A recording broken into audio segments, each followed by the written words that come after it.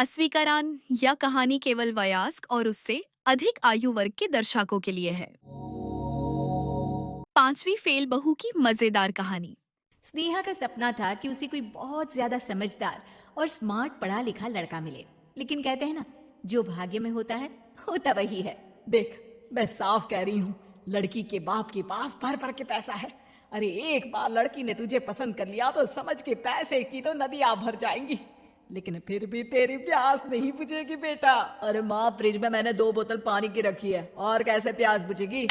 अरे पांचवी फेल, मैं बात कर रही हूँ पैसों की प्यास की। तू गवाह नहीं समझेगा इस बात को। बस तुझसे लोगों की नौकरी करवा लो। वो क्या है ना, आशीष की माँ, वो सीधा है, और जिसे तू लोगों की नौकरी बोल रही है ना, वो आशीष का प्यार है अपने लोगों के लिए, जिनसे वो प्यार करता है या जिनसे जुड़ा हुआ है वो। अरे जमाना नहीं रहा वो। अरे आज की डेट में तो ना बेटा माँ का है, ना ही पति पत्नी का। कैसी बात कर रही है माँ? चाहे दुनिया यहाँ की वहाँ क्यों ना हो जाए, मैं आपके बिना नहीं रह सकता, ना ही मैं आपको कभी धोखा दे सकता हूँ। अरे हाँ, ठीक है ठीक है। देख, लड़की को पढ़ा लिखा लड़का चाहिए, तो वहाँ चुप रहना। जबान खोलेगा तो पता चल जाएगा कि पांचवी पास है। अरे तो पढ़ा देती ना आगे। माना सौतेली माँ हो, लेकिन दहेज की लालच तो अपने बेटे जैसी ही रख रही हो। पापा ऐसा मत बोलिए ना माँ को, वो मेरी माँ है, मैं उनसे बहुत प्यार करता हूँ। अच्छा अच्छा बेटा, कुछ नहीं कहता, बस तैयार हो जा, चलते हैं और देखते हैं कि कौन है लड़की और क्या चाहती है। सभी मिलकर लड़की देखने जाते हैं, जहाँ स्नेहा आशीष को देखकर ही इम्प्रेस हो जाती है। वाह, कितना हैंडसम है, काश इससे मेरी शादी हो जाती, लेकिन पता नहीं कितना पढ़ा लिखा है। स्नेहा, लड़का बहुत अच्छा है, बेचारी की माँ दूसरी है, लेकिन देख रही है ना, हीरा भी इतना चमकीला नहीं होगा जितना कि ये। स्नेहा को समझ नहीं आता कि वो क्या करे।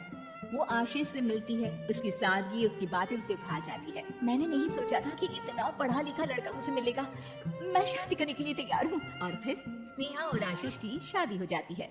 शादी के बाद सासू माँ कहती है, अरे बेटा, वो तेरे जेवर मुझे दे दे, मैं संभाल कर रख दूंगी। स्नेहा, जो कि खुद भी एक समझदार लड़की थी, नहीं नहीं, मैं अपने जेवर नहीं दूंगी, उसके लिए तो मैंने पहले ही लॉकर खुलवा लिया था माँ जी। ये मेरी कुछ आर्टिफिशियल ज्वेलरी है, इसे रख लीजिए। वैसे मेरी अलमारी में जगह नहीं है ना। सास बेचारी नई नई बहू से क्या उलझती। सुनिए जी, मैंने आपके लिए खाना और नाश्ता बना दिया है, ऑफिस कब जाना है? कौन से ऑफिस में? मैं तो घर का सारा काम करता हूँ। हाँ, क्या बात कर रहे हैं? इतना पढ़ लिख कर आप घर का काम क्यों करते हैं? कितना पढ़ लिख कर? मैंने तो सिर्फ 5वीं तक पढ़ाई किया। तभी वहाँ सास आ जाती है। अरे 5वीं तक भी पढ़ लिया तो समझो मेरी कृपा से, वरना तो जो इसके लक्षण थे ना, क्या बताना। अच्छा आशीष, जरा बाहर जा और भाग कर टूथपेस्ट लेकर आ, सुबह से मंजन नहीं किया। और हाँ, फिर जाकर दुकान की सफाई कर देना, तेरा छोटा भाई दुकान पर जाने को तैयार हो रहा है। स्नेहा ये सब सुनकर हैरान रह जाती है। वो सोचती है कि आखिर उससे क्या गलती हो गई जो उसके साथ ऐसा हुआ। आशीष स्नेहा के पास जाता है। सुनो, तुमको तो मैंने पहली मुलाकात में ही बताया था कि। स्नेहा आशीष की बात ही नहीं सुनना चाहती है। वो जोर से चिल्लाती है, चुप रहो बिल्कुल, गंवार कहीं के। कितना बड़ा धोखा हो गया मेरे साथ, अब मैं इस घर में नहीं रह सकती। प्लीज ऐसी बात मत करो, मेरी पत्नी हो तुम, जैसे बोलोगी मैं वैसा करूंगा। मैं कोशिश करूंगा बाहर जाकर कोई काम ढूंढ लूं, पर प्लीज मत जाओ। चुप रहो गंवार कहीं के, मैं तुम्हारे जैसी की बीवी हो ही नहीं सकती। आशीष स्नेहा को लाख समझाने की कोशिश करता है, लेकिन वो अपने मायके चली जाती है। माँ चलिए ना, स्नेहा को मना कर लेकर आते हैं। अरे जाओ, बनाने जाए मेरी जूती, इतना घमंड जैसे कलेक्टर हो कहीं की महारानी। अरे मैं तो तुझे कहूंगी कि तू भी भूल जा, हमने नहीं भगाया, खुद ही तो गई है। माँ वो बीवी है मेरी, मैं प्यार करता हूँ उससे, मैं जा रहा हूँ उसे लेने। वहीं स्नेहा के घर पर, माँ वो तो कुछ काम ही नहीं करता, घर का नौकर है, 5वीं पास, मैं नहीं रह सकती ऐसे आदमी के साथ। माँ बेटा, वो लड़का बहुत अच्छा है, उसकी तारीफ मैंने हर किसी से सुनी है। तेरा पति है, अब तक एक गलत माँ के साथ रह रहा था, तू सवारेगी तो सवर जाएगा। तभी वहाँ आशीष आ जाता है। मुझे माफ कर दो स्नेहा, पर प्लीज मुझे छोड़कर मत जाओ। मेरी माँ के जाने के बाद मुझे तुम्ही से सारी उम्मीद है, तुम जैसा कहोगी मैं करूँगा, पर प्लीज मेरे साथ रहो। सबके समझाने बुझाने के बाद स्नेहा आशीष के साथ घर आ जाती है। आ गई महारानी, अब आई हो और सच्चाई भी पता चल गई है, तो थोड़ा तमीज से पति के साथ घर देख, रसोई संभाल और हम सबकी सेवा कर। देखो, मैं अब इस घर में बंटवारा चाहती हूँ, जो मेरे पति का हिस्सा है वो उसे मिले, और वो आज से कोई काम नहीं करेंगे। हिस्सा ले लो ले लो, लेकिन कमाओगे क्या, खाओगे क्या, धूल मिट्टी। अरे तेरा पति किसी काम का नहीं है, वो तो मेरा बेटा कमा रहा है तो 2 रोटी मिल जाती है इसे।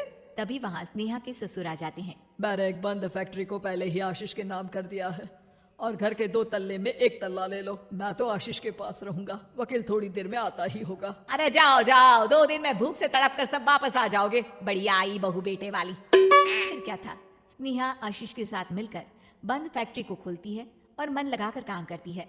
दोनों की मेहनत रंग लाती है और आशीष अपनी मेहनत से एक सफल बिजनेसमैन बन जाता है।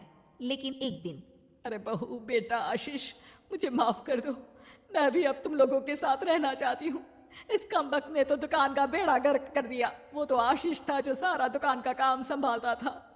बेटा हमारे पास तो अब खाने को भी नहीं बचा। माँ जी, इसे कर्म के फल कहते हैं। खैर, खाना है तो आपको और आपके बेटे को काम करना पड़ेगा, समझी? हे भगवान, अब ये दिन आ गए हैं कि बहू के साथ रहने के लिए मुझे काम करना पड़ेगा। बेटा आशीष, तू ही समझाना अपनी बीवी को। पता है ना मैंने तुझे कितने प्यार से पाला है। हाँ माँ, वो तो ऐसे ही बोल रही है आपको। अरे घर में कामकाज के लिए बहुत सारे नौकर चाकर है, आप आराम से रहिए माँ। स्नेहा आशीष का अच्छा और सरल सच्चा व्यवहार देखकर मन ही मन सोचती है, मेरा पति गवार ही सही, लेकिन दुनिया का सबसे अच्छा इंसान है। ऐसी और वीडियो के लिए हमारे चैनल को सब्सक्राइब करें